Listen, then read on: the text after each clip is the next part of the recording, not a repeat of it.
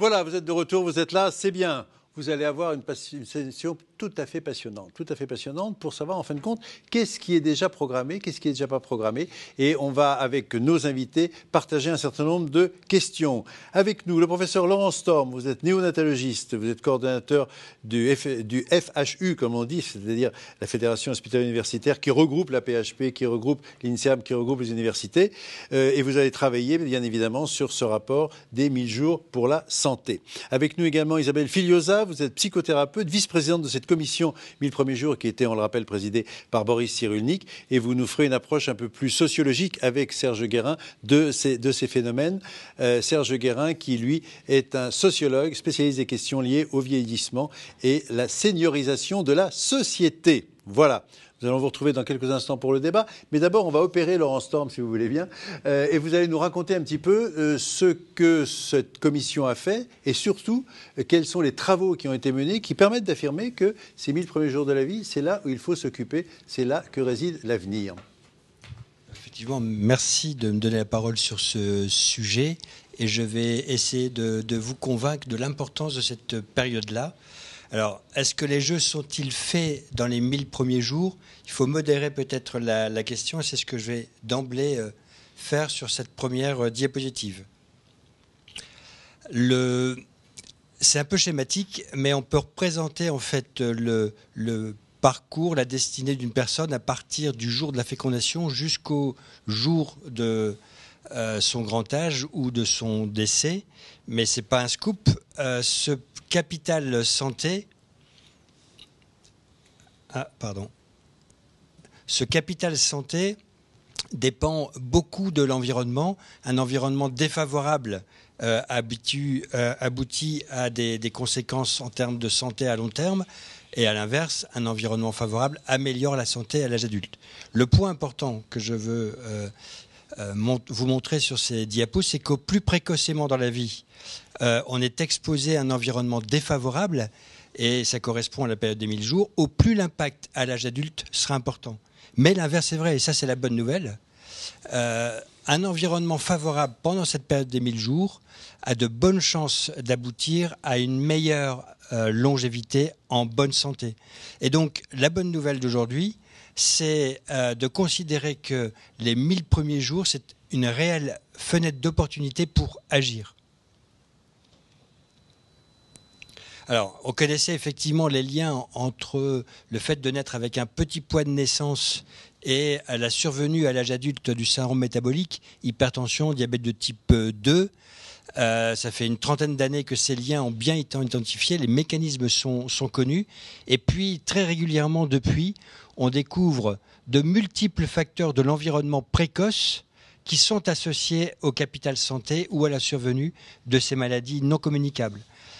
Les facteurs précoces, ce sont ceux cités très rapidement, donc la qualité des interactions précoces entre les parents et l'enfant, l'activité physique, notamment pendant la grossesse, la façon de s'alimenter pendant la grossesse, mais aussi les 2 premières années de la vie, l'exposition ou non à un stress dit toxique, l'exposition aux toxiques de l'environnement, sont autant de facteurs de l'environnement qui sont susceptibles d'être associés à un bon capital santé ou à l'inverse, la survenue de maladies non communicables, dont la liste ici n'est pas exhaustive. Les maladies dont on parle qui altèrent la qualité de vie chez l'adulte à l'âge avancé, ce sont l'obésité et le diabète notamment, les maladies cardiovasculaires, mais aussi certains cancers hormonaux sensibles.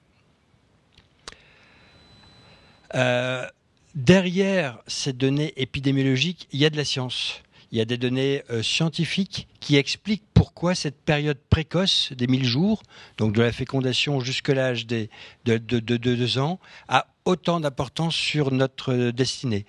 Ce sont des marques épigénétiques qui se mettent en place, que l'environnement met en place et qui modifient le fonctionnement de nos gènes. Et si je schématise un peu les choses de cette façon-là, la génétique fait descendre la bille du haut vers le bas, mais l'épigénétique et notre environnement va dérouter cette bille vers d'autres destinées potentielles. Et c'est l'effet de notre environnement précoce. Alors qu'est-ce qu'on a comme évidences, je vais en citer quelques-unes. On sait que l'allaitement maternel, qui est une intervention qui dure quelques mois après la naissance de l'enfant, on est bien dans les 1000 jours, a des bénéfices à long terme.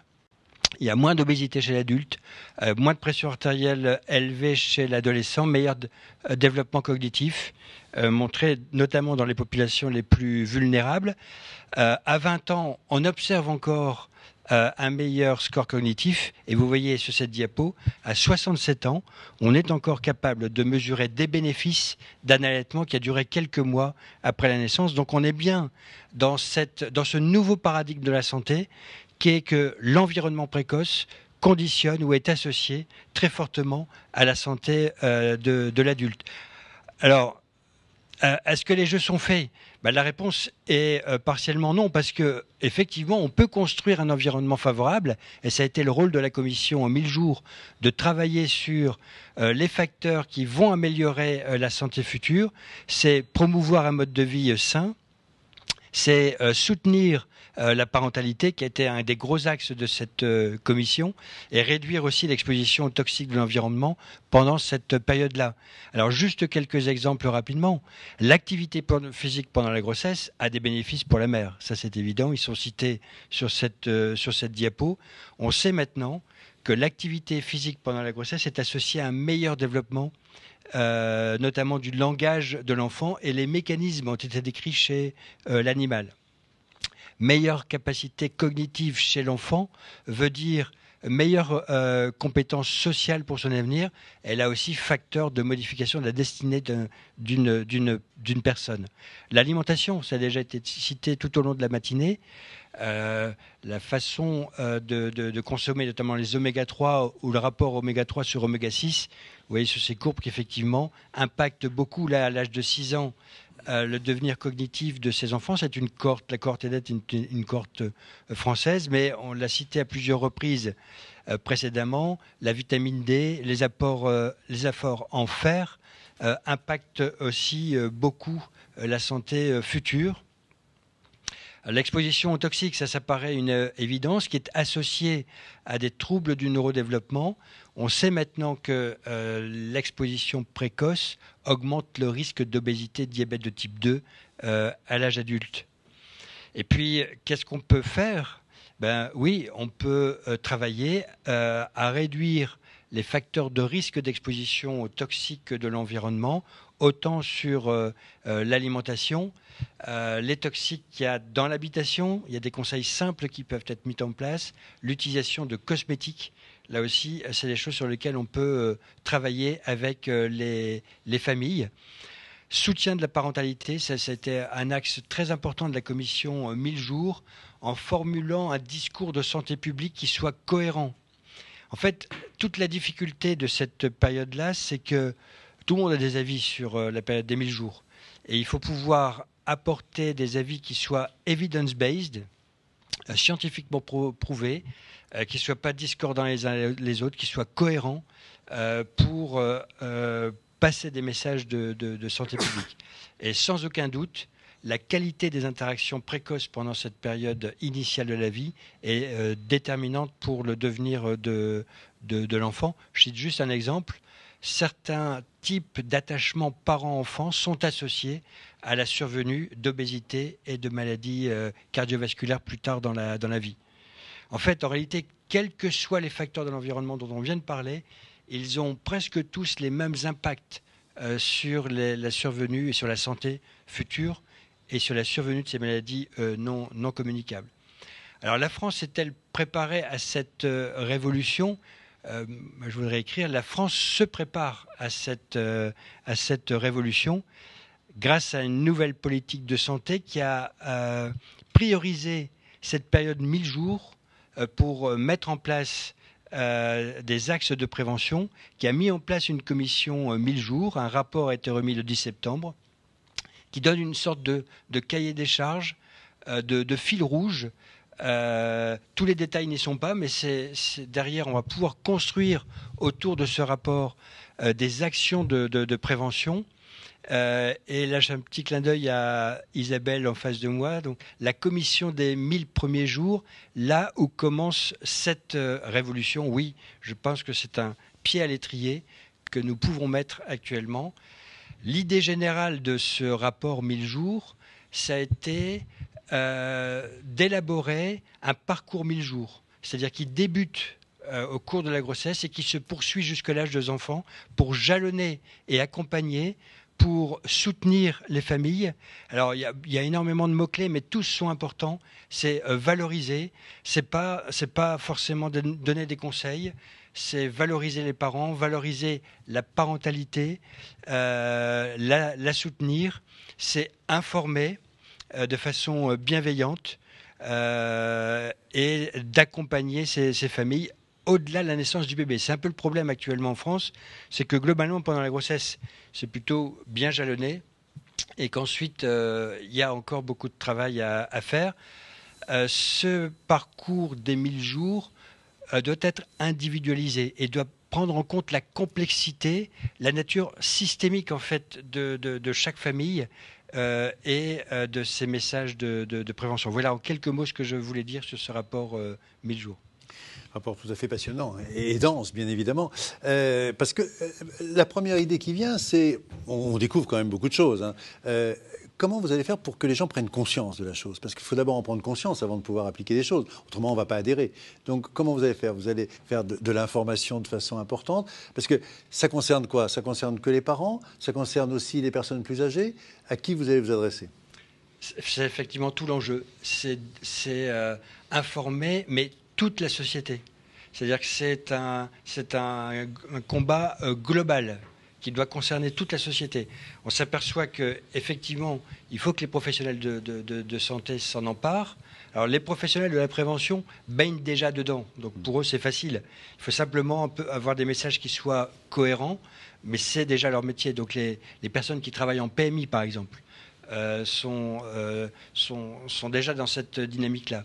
Les professionnels de santé, il y a encore du travail mais ils sont motivés. Une fois informés, ils sont motivés pour travailler sur le sujet. Il faut qu'on informe aussi le grand public.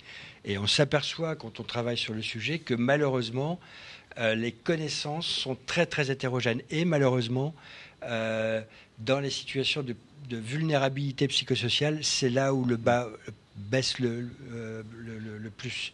Et donc, il y a vraiment un travail là-dessus pour réduire. Probablement que cette démarche 1000 jours est le meilleur moyen pour réduire les inégalités sociales de santé. Mais il y a encore beaucoup de choses à faire sur savoir comment accéder à cette population il faut accéder probablement différemment des autres. Pour améliorer le mode de vie dans ces situations particulières. Jean-Michel. Oui, merci Laurent pour ce rappel excellent. Je dis rappel parce que nous, on baigne dedans, mais moi, je me suis rendu compte que les professionnels de santé étaient loin de connaître tous cette notion des 1000 jours. Les médecins généralistes ont tellement de choses à savoir, il faut qu'ils puissent être des partenaires, mais tous les professionnels de santé sont impliqués, toutes les spécialités. Je pense à quelque chose qu'on partage aussi, par exemple dans le domaine de l'obstétrique, l'importance du microbiote et l'importance de la césarienne. Pourquoi est-ce qu'on n'en parle pas plus? La césarienne altère le microbiote. Le microbiote, il joue un rôle considérable pour l'état de santé ultérieur. Il faudrait quand même qu'on puisse informer. Donc voilà un exemple parmi d'autres. Je crois qu'il faut effectivement alerter toute la société. Alors, peut-être avec une alerte prudente, parce que tu l'as très bien dit tout à l'heure, tout ne se joue pas dans les 1000 jours. Beaucoup de choses se jouent. Mais si on enferme, ça fait penser à ce livre que tout le monde a connu, Tout se joue avant 6 ans. Ça a été catastrophique d'une certaine façon, parce que les gens ont dit il a 7 ans, c'est fini. Donc il faut qu'on fasse attention. C'est un élément absolument majeur. Qui est très positif parce qu'il y a des tas de moyens pour agir dessus, tu l'as très bien montré, l'environnement, etc. Mais voilà, il ne faut pas qu'on fasse peur en disant c'est trop tard, quoi. Alors, j'en profite pour poser la question dans le prolongement de ce que dit, parce que vous posez des questions, donc on les pose, bien évidemment. Et on nous dit, l'accompagnement ne devrait-il pas commencer en consultation préconceptionnelle? Bien sûr. Ah, bien sûr. Idéalement, oui. Et chez l'homme aussi. Idéalement, Voilà. oui, chez l'homme aussi, naturellement. Et ça serait le top du top. Le problème, c'est qu'il y a très très peu de consultations préconceptionnelles. Je crois que Il y a plus de visite prénuptiale. Hein. Oui, c'est 10% des cas. Et bah oui. Là-dessus, il y a du travail à faire. Et Isabelle a sûrement... Isabelle, oui. Oui, mais c'est aussi pour ça que c'est important que toute la société soit informée et pas seulement les parents. Parce que si on est informé que lorsqu'on devient parent, eh bien, on ne pense même pas à l'idée qu'il puisse y avoir des choses à faire avant même de se préparer à avoir un bébé. Le tabagisme chez le papa, par exemple, joue un rôle sur l'épigénétique de l'enfant. C'est connu maintenant. Donc le père aussi. Une autre question qui est un peu plus large. Est-ce que dans le domaine justement de ces 1000 premiers jours, la France est bien placée ou d'autres pays ont déjà découvert et on a déjà des expériences ailleurs en Europe ou aux États-Unis? C'est évident. Dans la commission 1000 jours, il y avait une collègue norvégienne qui était présente. Dans les pays du Nord, effectivement, la démarche a été lancée il y a 10 ans. Au Canada, ça fait 10 ans aussi. Mais voilà, on prend le train en marche.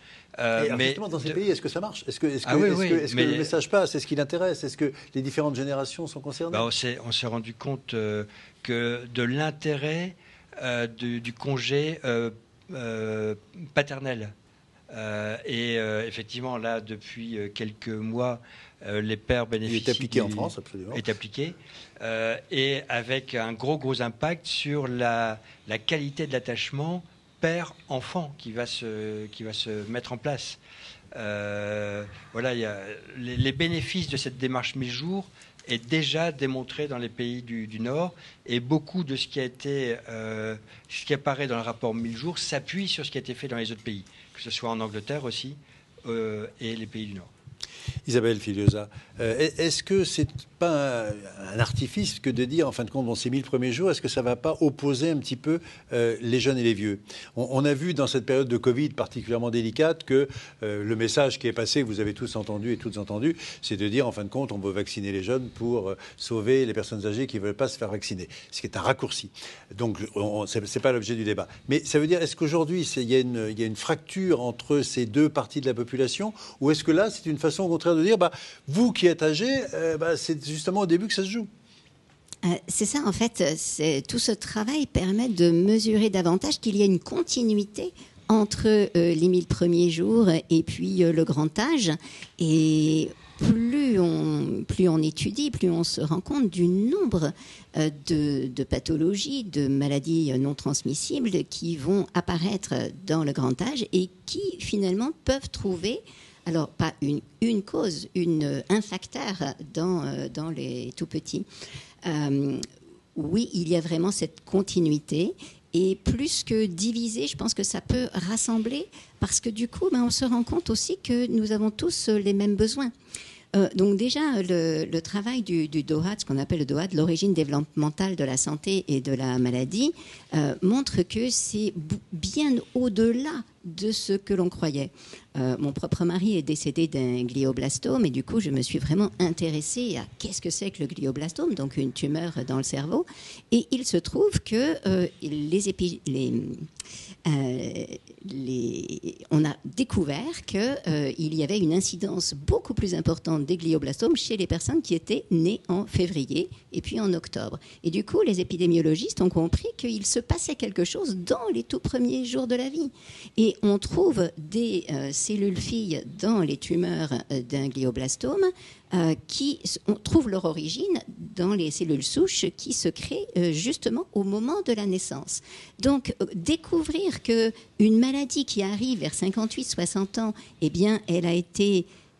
Les germes en ont été posés à ce moment-là, eh bien, c'est passionnant, ça nous relie en fait. On comprend qu'on est le fruit d'une histoire, mais d'une histoire complexe, parce que ce n'est pas parce qu'il y a un facteur que tout est déterminé, je suis tout à fait d'accord. Il y a de nombreux facteurs environnementaux, la nutrition, le mouvement, la quantité de stress aussi qu'on va rencontrer dans la vie, tout ça fait une continuité.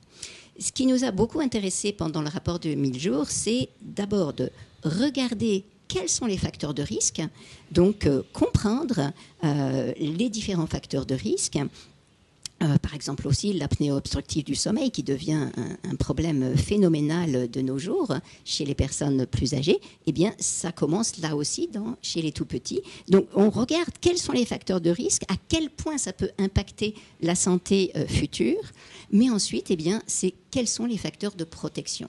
Et on peut agir sur ces facteurs de protection, là, Laurent Storm l'a très bien montré, et parmi les facteurs de protection, il y a nourrir les deux besoins psychologiques fondamentaux de l'humain, qui sont l'attachement et la liberté d'agir, le pouvoir personnel ou la mobilité. J'ai entendu que ce mot-là avait été nommé. Et donc, un bébé n'existe pas tout seul, il y a autour de lui des parents, il y a autour de lui toute une société. Dans le rapport, on a insisté sur la nécessité d'entourer les parents de manière à ce qu'ils puissent entourer davantage leur enfant. De la même manière, nous ne mesurons pas suffisamment à l'heure d'aujourd'hui, je pense, combien à la fin de la vie, on a aussi besoin d'attachement. Pendant cette période du grand âge, quand on est isolé, ça a déjà été dit tout à l'heure, eh bien, le déclin cognitif intervient davantage. L'attachement est fondamental à toutes les périodes de la vie. Mais l'attachement, ce n'est pas seulement les enfants, les gens qui sont autour. Ça a aussi besoin, tous ces gens qui sont les aidants, finalement, de ces personnes, ont besoin d'être soutenus. Et à l'heure d'aujourd'hui, on n'a peut-être pas encore suffisamment de structures sociales. Il faudrait inventer des nouvelles choses pour permettre de retisser un tissu social de manière à ce que les personnes âgées ne soient pas isolées en bunker de personnes âgées, mais qu'elles puissent être en relation avec toutes sortes de personnes de tous les âges. Parce que nous savons aujourd'hui que le cerveau se connecte, nos cerveaux se coordonnent, ils se synchronisent les uns sur les autres. Le cerveau d'un tout petit, il se développe parce qu'il se synchronise sur le cerveau de sa maman, de son papa, des gens qui s'occupent de lui. Et c'est comme ça qu'il grandit. Mais c'est comme ça aussi qu'il se maintient. Si nous discutons ensemble, nos cerveaux se synchronisent automatiquement. C'est le phénomène de l'empathie et ça nous nourrit. Et donc, c'est très important que les personnes âgées ne soient pas isolées et puissent rencontrer toutes sortes d'autres personnes, d'autres âges. On a inventé l'idée d'une maison des 1000 jours dans le rapport, une maison qui accueillerait finalement les parents, mais aussi les alloparents, c'est-à-dire toutes les personnes qui sont susceptibles d'accompagner, de s'occuper d'un tout petit. Et l'objectif, c'est de sortir de l'isolement, sortir les parents de l'isolement. Mais les personnes âgées sont aussi très isolées. Les aidants sont très isolés. Les aidants sont une population extrêmement importante en France et je pense dans le monde. On est aidant quand on s'occupe de quelqu'un qui n'a pas les possibilités de s'occuper tout seul.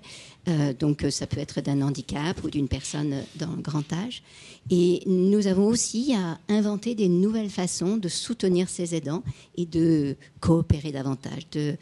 Il faut tout un village pour éduquer un enfant. En fait, il faut tout un village pour vivre ensemble à tous les âges de la vie.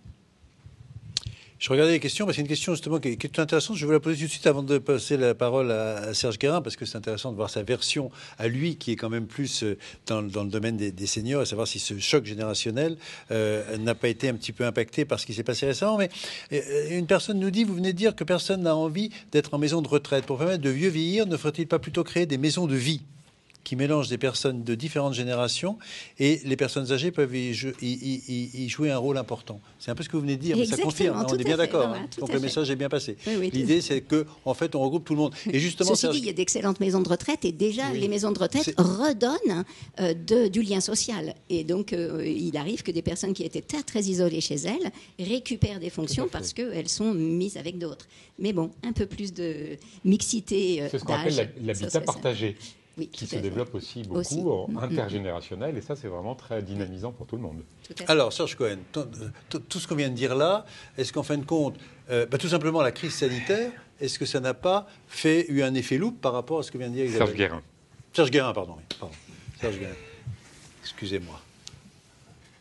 Oui, alors, D'abord, c'était à la fois passionnant et en effet, moi j'ai toujours une petite crainte, c'est un peu comme l'écologie. Vous savez, il y en a qui vont dire, écoute, c'est foutu, donc c'est pas grave si je consomme et si je pollue un peu plus. Parce que ma cigarette qui tombe par rapport aux milliards de cigarettes. Donc c'est toujours un petit peu le risque de dire, tout est joué. Alors vous l'aviez dit, à une époque c'était à 6 ans, je sais pas d'où viennent les chiffres et je n'ai absolument pas les compétences. Donc il y a toujours cette attention-là à dire, attention, on a justement... Voilà. Ça c'est la première chose. La deuxième chose qui est géniale, c'est que finalement la question de la prévention, elle est quand même majeure et c'est un peu quand même le parent pauvre de toutes les politiques de santé. Et là, ce que vous disiez, c'est que ça démarre très très tôt, cette histoire de prévention. Puis on peut dire aussi d'ailleurs que le rapport que vous avez remis, ainsi de suite, vous faites ça quand même pour vérifier tout cela, il faudra attendre 10, 20, 30, 40, 50, 60, 70 ans, 80, 90 ans, 100 ans. Et c'est rare aujourd'hui que des politiques et autres se disent « je travaille pour dans un siècle ». Donc c'est plutôt sympathique, je trouve, même de ce point de vue-là. Ça, c'était comme la première chose. La deuxième chose, c'est vrai qu'on peut se dire que dans cette parentalité dont vous parliez, il y a aussi la grand-parentalité. Et comment finalement des gens plus âgés, les grands-parents d'aujourd'hui ne sont pas les grands-parents d'hier, ils ont aussi une autre expérience, ils peuvent aussi communiquer peut-être différemment. Et dans plein de cas, on le sait, ils sont en sacré soutien des parents. Ou un soutien, je dirais, technique. Parce qu'il n'y a pas suffisamment de solutions d'accueil, même s'il y en a plutôt plus en France que dans d'autres pays. Et donc, c'est tout simplement la garde des gosses. Hein. Ça reste quand même... Alors, il y a aussi des seniors d'aujourd'hui, des retraités d'aujourd'hui qui disent « c'est pas marqué grands-parents là, quoi. Je suis autre chose qu'un grand-parent. Je ne suis pas seulement un grand-parent. » Mais n'empêche que... Donc, il y a ce rôle-là qui est quand même hyper important. Et puis, sans doute, de transmission de savoir-faire. Autour de... Qu'est-ce que c'est qu'avoir été parent ? Je peux t'en parler parce que je l'ai été. Alors, souvent, des femmes... Mais des hommes, évidemment, peuvent aussi dire voilà comment je l'ai été ou comment je l'ai mal été. Hein, il y a aussi parfois cet élément-là. Donc je trouve que de ce point de vue-là, ça fait sens à la question. Est-ce qu'il y a une coupure générationnelle ? On adore dans notre pays opposer. C'est quand même le grand truc. Et aujourd'hui, on est dans la course à tout prix à la victime. Moi, je suis plus victime que toi. Hein, on passe notre vie à ça. Et là-dedans, il y a la question générationnelle. Et avec la Covid, c'est un peu revenu. Parce qu'il y avait d'un côté, globalement, les pauvres petits vieux, ils vont mourir, il faut s'en occuper, on va leur interdire de sortir, on va leur expliquer la vie. Les pauvres petits vieux, sachant pas trop à quel âge ça commence, 65, 70 ans, enfin bon, on pouvait discuter. Ça y est, 65 ans, on va vous expliquer ce qu'il faut faire, on va vous enfermer, parce que c'était quand même ça un petit peu, pour que les jeunes puissent aller boire de la bière et puissent travailler. Voilà. Bon. Et de l'autre côté, on l'a dit aux jeunes, enfin, vous êtes quand même totalement irresponsable, vous ne vous rendez pas compte de ce que vous faites. Donc on a voulu créer une opposition entre les générations assez, à mon sens, assez idiote. Et surtout, ce qui est intéressant, c'est que ça n'a pas pris. Globalement, il y a eu des questions comme ça, mais on a plutôt vu des histoires de solidarité intergénérationnelle. On a vu le jeune étudiant qui, pour une fois, va taper à la porte d'une dame, de Madame Denise, qui connaissait à peine, en lui demandant est-ce que vous allez faire les courses, des choses comme ça. Et la Madame Denise qui lui dit non, je préfère aller le faire quand même, ou pas, qui avait fait une bonne soupe et qui a frappé à la porte de l'étudiant en disant je vous l'ai laissé devant, ainsi de suite. Donc je sors pour qu'il n'y ait pas de risque, et ainsi de suite. Il y a eu plein de petites choses comme ça. Donc il faut aussi voir ça. Finalement, dans cette période-là, on a plus... Il y a eu quoi ? Il y a eu la redécouverte de la fragilité, de nos fragilités. Donc de ce point de vue-là, plein de gens à tous les âges qui ont fait plus attention, par exemple à leur nutrition, disant peut-être mieux que je sois un peu plus solide par rapport au Covid et tout ça. Et puis quand même plutôt des effets de solidarité. Donc de ce point de vue-là, on est plutôt dans un temps où même s'il y a des différences, et c'est bien normal, il y a aussi beaucoup de soutien, et finalement beaucoup d'intergénérations solidaires, de petites intergénérations solidaires. Parce qu'aussi, souvent, les enfants, les plus jeunes et autres, ils ont découvert que leurs parents ou leurs grands-parents pouvaient être fragiles et qu'ils s'y tenaient. Donc il y a un truc quand même autour de ça. Et si ce n'est pas les leurs, c'est d'autres et ils y tiennent aussi. Hein, donc, il y a aussi... Et puis de l'autre côté, il y a eu le rappel que s'ils ne sont pas là, c'est quand même super compliqué. Et puis toutes ces idées de transmission, ainsi de suite. Donc je crois que plutôt de ce point de vue-là, ça s'est plutôt formidablement bien construit. Et puis ce que vous disiez, c'est vrai qu'on est dans des temps où on a tendance, où il y a une tentation à ce que les enfants sont là, les parents sont là, les grands-parents sont là. Or, il y a aussi un besoin de lien intergénérationnel dans les deux sens. Il y a quelque chose qui avait sans doute pas il y a encore 10 ou 20 ans, c'est la notion de réciprocité. Avant, systématiquement, un jeune apprenait auprès d'un vieux. Des vieux maîtres en médecine qui vous apprennent un certain nombre de choses, en tout. Aujourd'hui, même des vieux, et j'utilise l'expression vieux à dessein, on dit ah là c'est pas bien de dire vieux, et ainsi de suite, c'est pas un mauvais mot, vieux. Hein. Après on peut mettre senior, on peut mettre ce qu'on veut, les aînés, le grand âge, enfin ce qu'on a envie. Là on est toujours un petit peu dans le politiquement correct, mais aujourd'hui on a tous entendu, ou peut-être qu'on l'a dit, c'est ma petite fille de 8 ans qui m'a réparé mon téléphone portable en 2 minutes. Et quand les gens le disent, c'est jamais en disant oh je suis passé pour un idiot. Il y a plutôt de l'admiration. C'est-à-dire qu'il y a quelque chose qu'il n'y avait pas avant, c'est que des jeunes très jeunes ou moins jeunes peuvent apprendre aussi à des beaucoup plus âgés. Donc du coup, dans ce lien intergénérationnel, il n'est pas dans un seul sens, il est dans les deux sens. Et là aussi, il y a quelque chose peut-être de très fort sur lequel il faut s'appuyer, y compris en effet pour renforcer les dialogues, pour renforcer les échanges, parce que nous sommes des êtres sociaux. Et qu'est-ce que ça nous fait du bien ? Alors, on pose des questions parce qu'au fur et à mesure, c'est une question pour Laurent Storm. Est-on aussi le fruit de l'environnement de nos parents, de nos grands-parents, voire de nos arrière-grands-parents ? Est-ce qu'il y a un lien épigénétique qui s'applique sur plusieurs générations ? Oui, alors c'était longtemps discuté. Il y a des arguments pour le penser, notamment expérimentaux, sur certaines pathologies comme les ovaires polykystiques. Il y a des modèles expérimentaux de transmission transgénérationnelle. Et puis, en clinique, il y a le distilbène, effectivement, de cette intoxication à ce médicament qui a entraîné sur plusieurs générations des problèmes, notamment de cancers vaginaux, de malformations utérines. Donc, effectivement, des marques épigénétiques peuvent se transmettre de génération en génération. Je pense que l'idée qui prévaut à bien avoir en tête, c'est tout ce qui a été dit, c'est qu'il faut prendre en compte à la fois la complexité, l'intérêt d'une démarche holistique. Et ce qui est frappant, en fait, c'est que, quels que soient les facteurs environnementaux, finalement, ça aboutit à peu près aux mêmes conséquences, bonne santé ou pathologie non communicable. Et donc, quand un problème survient, on n'est pas démuni. Il y a d'autres choses qui peuvent être faites. On peut, en améliorant l'activité physique, l'alimentation, le comportement, la gestion du stress, la gestion des émotions, il y a moyen d'agir. C'est-à-dire qu'il n'y a pas de déterminisme. Et ça a été dit à plusieurs reprises dans la commission. Ça apparaît en filigrane tout au long du rapport. Oui, on n'est pas déterminé par la période précoce. Il y a des associations entre environnement précoce et santé future sur lesquelles il faut travailler, qui est à la base des programmes de promotion de la santé. Mais on peut agir de façon positive. Jean-Michel. Oui, je pense qu'il y a beaucoup de choses qui sont fort intéressantes. La transmission transgénérationnelle se fait, par exemple, il y a des études qui ont été faites sur les conséquences des famines. Les famines en Chine, par exemple, sont extrêmement étudiées. Les famines qui sont survenues au moment du grand bond en avant, là, ça a été terrible. Et donc, sur plusieurs générations, il y a un risque accru d'obésité. Puis après, ça s'efface, ça s'estompe. Et donc, c'est pas une fatalité. Moi, ce que je retiens surtout des débats, c'est au-delà des solutions techniques, au-delà des approches scientifiques que nous avons, il y a cette dimension sociale et psychologique qui est absolument considérable et très, très, très importante. Je pense par exemple à l'exemple du stress vécu pendant la grossesse, dont on connaît les conséquences sur le fonctionnement de l'intestin et le risque d'allergie ultérieure, ce qu'on appelle la perméabilité intestinale. C'est des choses que les gens ignoraient autrefois. Ça, c'est un élément important. La dimension psychologique des événements que nous vivons est absolument considérable sur l'état de santé ultérieur.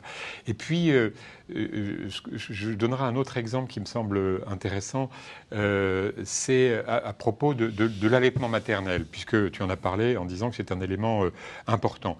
Comment est-ce qu'on fait pour promouvoir l'allaitement maternel ? Nous, on avait fait une étude dans le temps qui avait montré que le rôle du père était très important dans la décision de la femme, très très important. Donc, à nouveau, le père, il faut arrêter de le mettre de côté. Il a un rôle fondamental.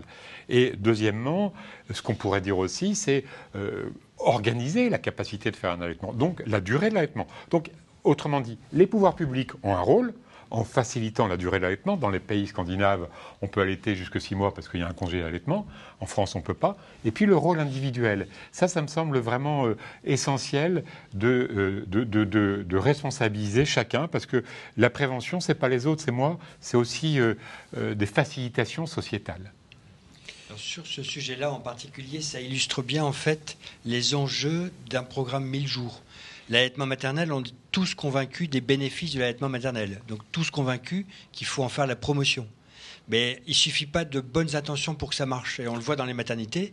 Il faut derrière qu'il y ait une cohérence du message, qu'il y ait un engagement de l'ensemble des professionnels qui travaillent sur le sujet pour que les parents se sentent entourés, encadrés et accompagnés dans cette démarche.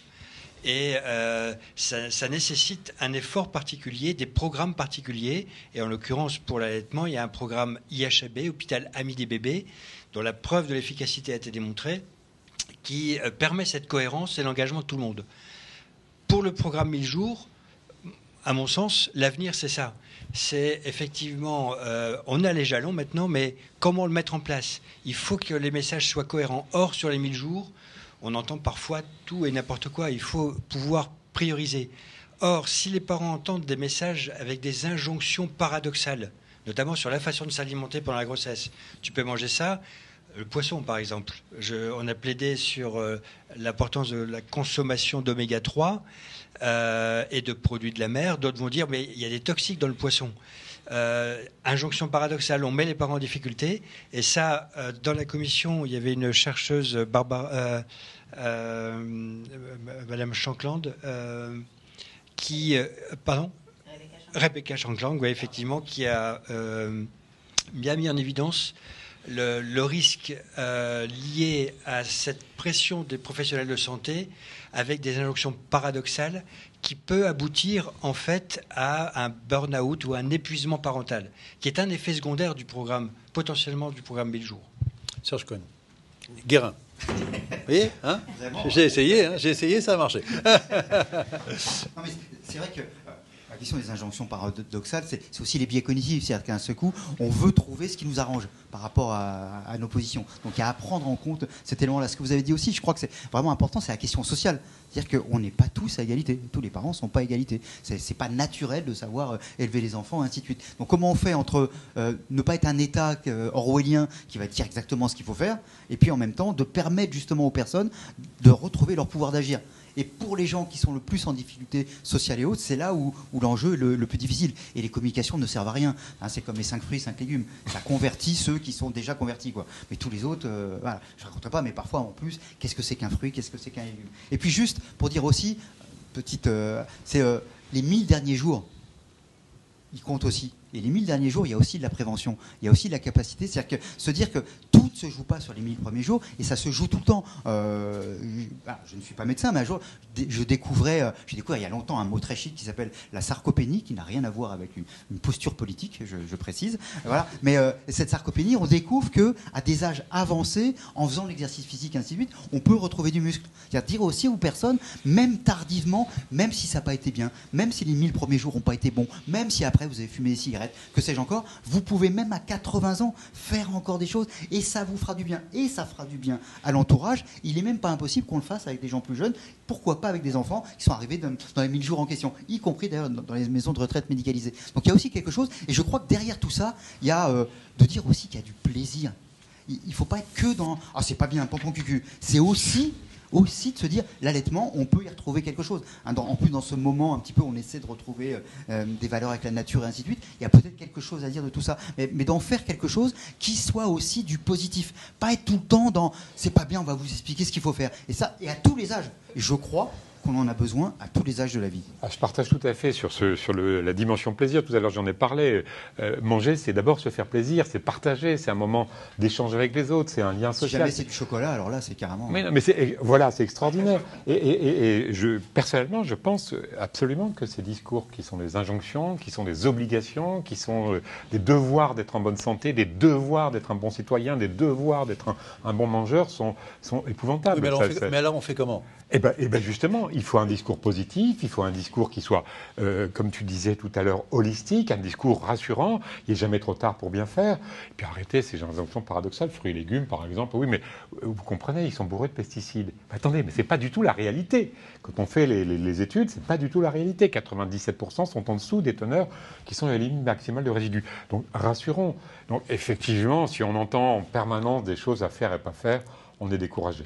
C'est ça. Et donc là, vous venez de donner la réponse. Il s'agit de fournir des informations fiables plutôt que des injonctions. On a été très clair dans le rapport. On ne donne pas de conseils aux parents, on ne donne pas on fait pas d'injonctions. Par contre, on veut vraiment valoriser les informations fiables parce qu'une cohérence dans les informations, c'est vraiment utile. C'est utile en tant que parent, mais c'est utile pour tout un chacun de comprendre qu'est-ce qui se passe, qu'est-ce qui fait que mon gamin, il est tellement excité, qu'il court partout, qu'il est tellement, qu'il a difficulté de maintenir son attention, qu'il est hyperactif. Ah, si je sais que ça peut être lié à tel et tel événement, eh ben, ça me permet de mieux comprendre. évidemment, à un certain moment, ça peut mettre une pression parce qu'on se dit « Oh là là, je dois être attentif à tout ça ». Mais en réalité, ça nous libère parce que si on a les informations, on peut, face à un facteur de risque, ajouter un facteur de protection parce que vraiment, c'est extrêmement complexe. On l'a vu à la commission et c'était ça toute l'ambition de cette commission. On était 18 experts de différentes disciplines et il s'agissait de mêler ces disciplines parce que c'est dans l'interdisciplinaire qu'on peut arriver à voir une image un petit peu plus fiable. Donc, fournir un maximum d'informations fiables et puis permettre aux gens de communiquer ensemble, de parler, d'apprendre, d'acquérir ces informations, de les faire vraiment siennes. C'est-à-dire que dans les hôpitaux IHAB, pour reprendre l'image de l'allaitement, il y a des groupes, les parents, les futurs parents sont là ensemble aussi, ils parlent, ils communiquent, on les écoute pour savoir quelles sont leurs préventions, qu'est-ce qui se passe pour eux. Et donc, il y a vraiment des échanges et les informations ne sont pas données juste par un petit catalogue qu'on lit. Il y a un accompagnement. Donc, c'est ce qu'on propose à tous les âges de la vie, des informations et un accompagnement pour acquérir des compétences. L'enjeu pour l'allaitement, c'est pas seulement j'ai envie ou j'ai pas envie d'allaiter, c'est comment je fais. Et donc, quelles compétences j'ai besoin de développer pour pouvoir allaiter? C'est pas si simple. Tous les bébés ne naissent pas avec la capacité de savoir, voilà, avec tout le passé, là encore, on apprend plein de choses sur la bouche des bébés et tous les troubles qui peuvent l'empêcher de téter correctement. Heureusement, il y a les conseillères d'allaitement, mais on a besoin d'informations, mais aussi de monter en compétences, et à tous les âges de la vie. Une question que vous avez posée. La maison des 1000 jours, ça paraît passionnant, mais comment ça va se faire en pratique ? Alors ça commence à se faire. On a inauguré la première avec Boris Cyrulnik il y a une dizaine de jours à Arras. Et une maison des 1000 jours, ça peut être plusieurs formes en réalité. C'est surtout une coopération des différents acteurs autour de ces 1000 jours. C'est une maison où l'on va passer la journée ou c'est un immeuble? Parce qu'il y a quelqu'un qui dit pour les architectes qu'on devrait faire des immeubles intergénérationnels. Avec un rez-de-chaussée, des appartements pour les personnes atteintes d'un certain âge qui ont du mal à se déplacer. Et puis on monte régulièrement et on met les jeunes en haut. C'est ça. Il y a quelque chose qui existe un petit peu comme ça en Allemagne. Et on s'en est inspiré aussi dans le rapport pour construire l'idée de cette maison des 1000 jours. Alors il peut y avoir des maisons identifiées, des lieux réellement où on va se rassembler. Il est nécessaire d'avoir de tels lieux, mais une maison des 1000 jours ne se cantonne pas à juste être un lieu, et c'est plutôt une coopération, travailler ensemble en fait, les différents services, la PMI, l'école maternelle, les structures d'accueil petite enfance, le pédiatre, les kinés, un peu toutes les personnes qui travaillent, qui sont autour, les psychologues, tous ces gens qui sont autour des enfants, qu'ils soient davantage en coopération. L'idéal, bien sûr, ce sera un jour d'avoir des lieux réellement où on peut effectivement davantage se rencontrer, où il pourrait y avoir d'un côté, donc dans la maison d'Arras par exemple, il y a d'un côté une structure d'accueil de tout petits, il y a des lieux pour parents-enfants, il y a des petites zones où on peut faire des petits groupes, apprendre le massage bébé, toutes sortes de choses comme ça. Il y a l'école maternelle de l'autre côté pour qu'il y ait vraiment cette continuité éducative, et à l'étage, il y a des cabinets médicaux pour permettre aussi que tout l'ensemble du médical et paramédical soit présent et puisse donc, du coup, c'était l'idée qu'on avait dans la maison des 1000 jours, observer les enfants et les parents en situation plutôt que seulement dans leur cabinet, ce qui donne des possibilités de prévention encore plus larges. Alors, deux questions. Oui, Serge. Il existe déjà... Par exemple, le monde HLM, on a beaucoup soutenu, mais des résidences, ce qu'on appelle les résidences autonomie, avant on parlait de logement foyer, où les 2 premiers étages sont bien mis aux normes par rapport aux plus âgés, et puis ensuite habitent par exemple des étudiants, y compris par exemple avec des systèmes où on va réduire le coût d'accès pour les étudiants à la chambre, au lieu, et en échange, par exemple, il y a 20 heures par mois d'échange, de dialogue avec les plus âgés.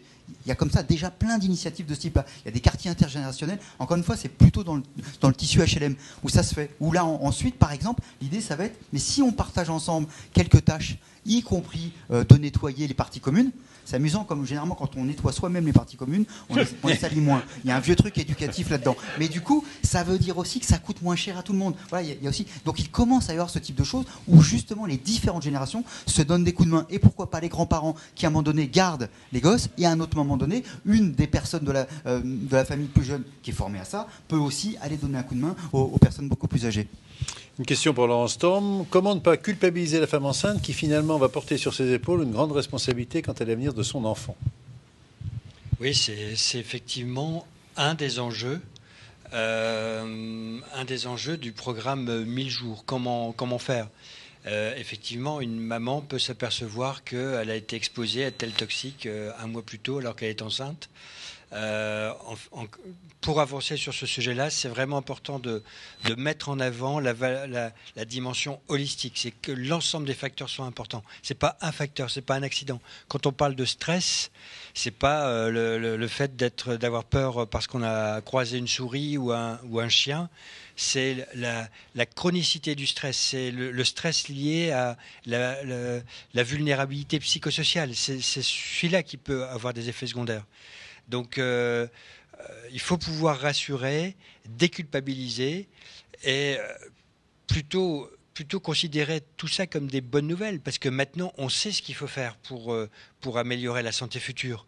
Et donc, le présenter de façon très positive et de façon à valoriser et à améliorer le sentiment d'efficacité personnelle aussi des parents. Valoriser ce qu'ils font. Il n'y a pas une parentalité, il n'y a pas un exemple de parentalité. Il y a de multiples parentalités différentes qui se valent toutes. Et d'ailleurs, j'en profite pour dire qu'une sage-femme qui nous regarde et qu'on salue bien évidemment, nous dit justement la sage-femme est la professionnelle de santé la mieux placée parce qu'elle peut tout faire, y compris soigner, accompagner, mais expliquer aussi les fondements de la parentalité. Donc bien sûr en posant le problème de la question financière, on sait qu'à l'heure actuelle vous avez des soucis et on en fait part. Isabelle. Les sages-femmes ont une grande place dans la maison des 1000 jours et donc oui, elles peuvent tout à fait faire cette continuité pour éviter de culpabiliser. C'est associé à l'information une formation, un accompagnement. Parce que si on laisse le parent démuni, on dit elle apprend qu'elle a été exposée à un toxique pendant sa grossesse et que son enfant risque ceci, cela, c'est paniquant. Mais si on l'accompagne, on accueille ce qu'elle est en train de vivre et on l'aide à restaurer davantage d'attachement, à augmenter les facteurs de protection et donc lui montrer comment on répare un cerveau, comment on peut réparer un certain nombre de choses. C'est-à-dire qu'on sait aujourd'hui que oui, le stress pendant la grossesse et certains toxiques vont avoir un impact, mais on sait aussi que rien n'est totalement définitif et la complexité, on va trouver des facteurs de protection. On peut enseigner à un parent à rétablir de l'attachement avec son tout petit s'il y a eu des difficultés un peu plus tôt. Donc c'est vraiment l'accompagnement. On ne va pas juste laisser le parent comme ça tout seul face à une information un peu traumatisante si on n'a pas d'outils pour pouvoir faire quelque chose avec. Alors, avant de réaliser un dernier tour de table, une question pour Serge Guérin. Est-ce qu'on a le sentiment que les personnes âgées peuvent changer? C'est-à-dire, est-ce que dans l'observation que vous avez faite sur ces années et dans les 10-20 ans qui viennent, est-ce qu'il va y avoir une transformation du profil du senior? Certainement. Déjà, les seniors d'hier et ceux d'aujourd'hui n'ont rien à voir. Avoir 85 ans aujourd'hui, déjà un âge avancé pour un senior, mais avoir 85 ans aujourd'hui et avoir 85 ans en 1950, ça n'a strictement rien à voir. Déjà, tout simplement, c'est qu'en 1950, il n'y en avait vraiment pas beaucoup. C'est aussi une réalité. L'espérance de vie était de 68 ans en 1950. Vous voyez, donc aujourd'hui, elle est justement autour de 85 ans. Donc déjà, la première réalité, c'est ça. C'est avoir 85 ans aujourd'hui, c'est de se dire, je vais être encore là peut-être pendant 5, 10, 15 ans. C'est pas. Donc c'est ça aussi. Donc ça, c'est la première chose. La deuxième chose, c'est que ce sont des personnes qui, pour la plupart, ont entretenu toute une série de liens avec les mondes d'avant. C'est aussi des gens, on dit les innovations et autres. Mais une femme qui a 85 ans aujourd'hui, vous vous rendez compte de tout ce qu'elle a vécu? Il n'y a aucune génération au monde avant, et peut-être même après, j'en sais rien, qui n'a vécu autant de changements. C'est pas la version 8 et la version 9 du téléphone portable qui a changé. C'est peut-être, bon, il y a eu la guerre quand même, selon où elles étaient, ça a pu avoir des effets. Il y a les changements de gouvernement, l'Europe, 3 ou 4 changements de monnaie, l'arrivée finalement du téléphone, l'arrivée de la radio qui était quasiment exceptionnelle et qui est devenue présente, la télévision, ainsi de suite. Enfin, il y a eu un nombre de changements incroyables. Donc c'est les personnes aussi qui ont passé leur vie finalement à s'adapter. D'ailleurs, souvent, on parle de fracture numérique, ainsi de suite. On a raison, il y a des sujets autour de ça. Mais finalement, la fracture numérique, pour une grande partie, c'est pas tellement l'âge. Il peut y avoir l'âge, parce qu'au bout d'un moment, comment on en a... On peut, à 85 ans, on a vécu depuis 40 ans finalement déjà avec des outils informatiques. Mais à un moment donné, comme ils passent leur vie à les changer, au bout d'un moment donné, on se dit c'est bon quoi. Mais parfois, le c'est bon, on se le dit 20 ans ou 30 ans avant.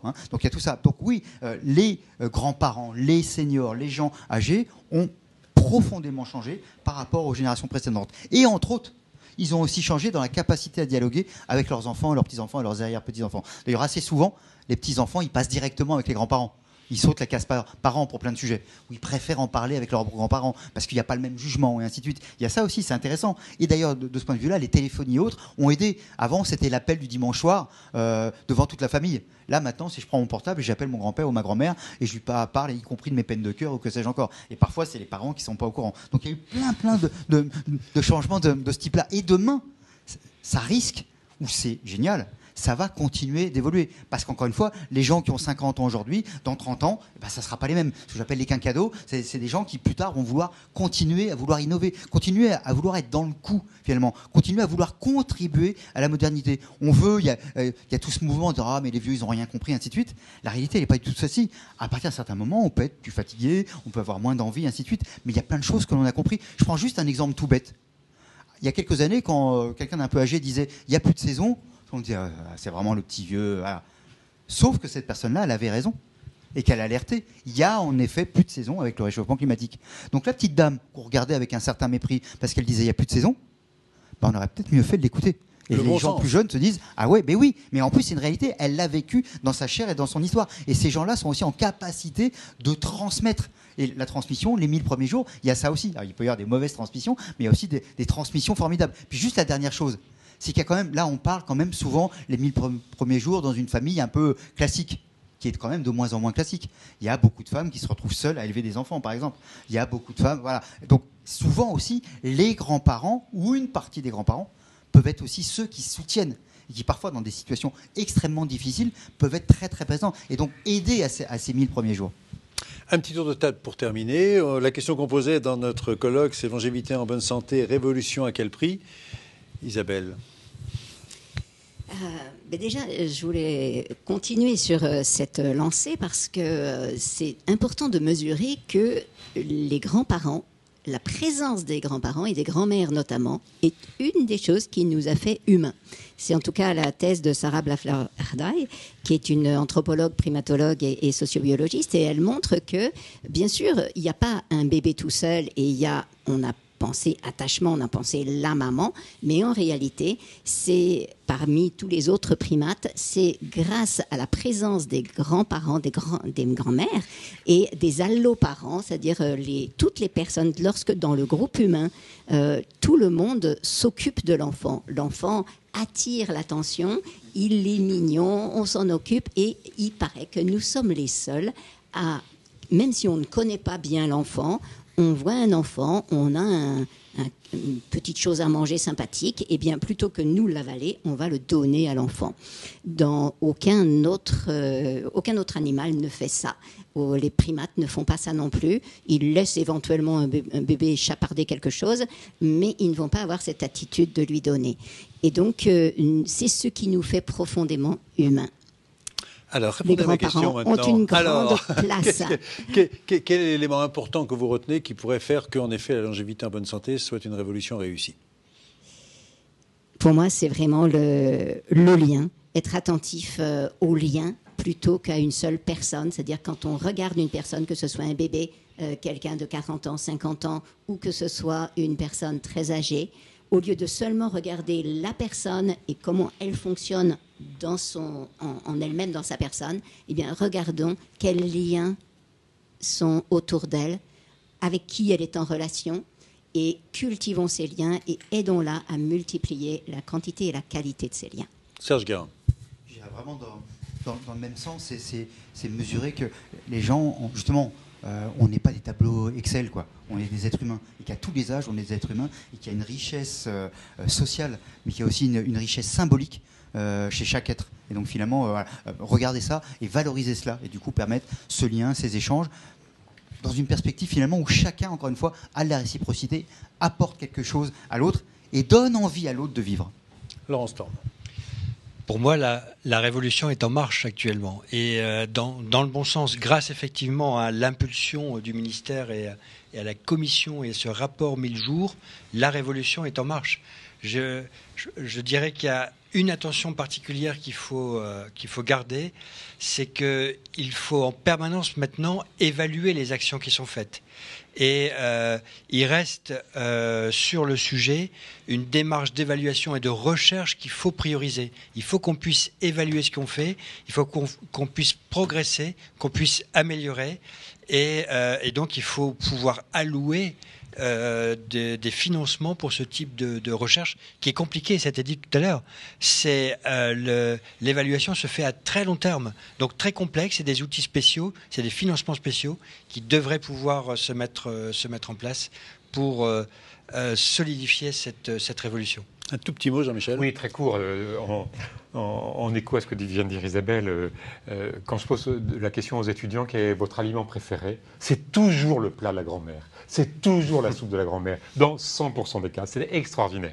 Donc ça, c'est pour nous rapprocher. Mettre en appétit. Voilà, nous mettre en appétit. Et pour moi, ma conclusion, c'est qu'il faut aussi que les personnes âgées, ou on ne sait pas comment on les appelle, les vieux, pourquoi pas, aient cette utilité sociale, parce que ce sont des personnes à part entière, et leur dignité dépend aussi de leur utilité sociale. Dire à chacun qu'il est précieux, qu'il est utile, c'est très important, parce que dans ce cas-là, on a vraiment envie de continuer à vivre. Et quand on a envie de continuer à vivre, eh bien on s'accroche à la vie, et à ce moment-là, je peux vous dire que c'est autre chose. Eh bien, nous allons continuer ensemble. Pardon. Il ne suffit pas de lui dire qu'elle est précieuse, cette personne, il s'agit de lui montrer et on le montre en étant en lien, en partageant des moments. Le lien, on a bien retenu, c'était le mot le plus important. Madame, monsieur, merci beaucoup pour cette table ronde. Nous allons bien sûr continuer, restez avec nous, car on va passer maintenant aux actions pratiques. C'est-à-dire qu'on va voir, en fin de compte, vous direz les 1000 jours, c'était déjà pratique, mais là, on va passer à des choses qui sont concrètes, des actions concrètes, vues de la médecine, l'habitat, la circulation, la mobilité. Tous ces éléments-là vont être débattus dans la table ronde qui vient. Restez avec nous et on retrouve Michel Drucker pour ses recettes. Ma vie pour rester jeune. D'abord, la diététique.